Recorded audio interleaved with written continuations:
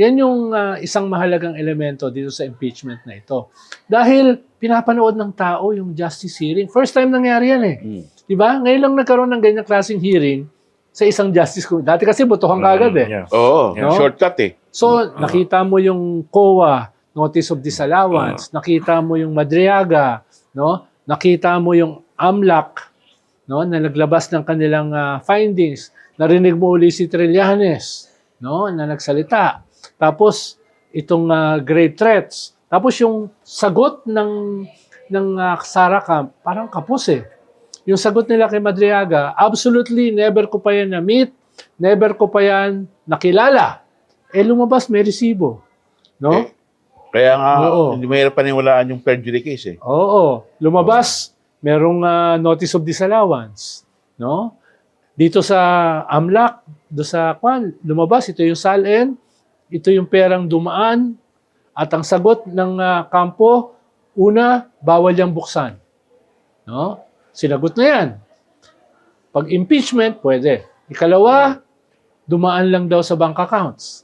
No?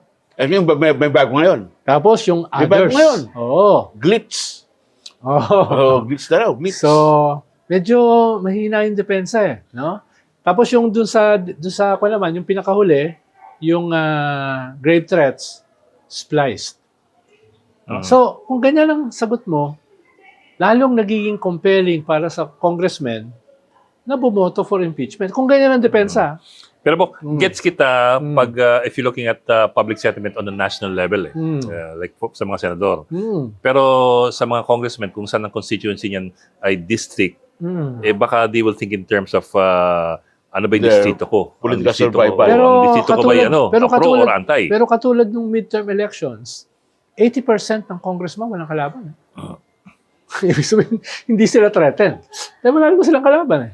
Hindi ko alam kung yung pa rin yung sa 2028. Pero kung batayan mo yung midterm election, walang threat sa kanila. Tsaka yung mga taga Mindanao, tingin ba yung mga barbers, tsaka yung mga sa Cagayan de Oro, sila agabagaw eh, they will think of their voters. Hindi na eh, di ba?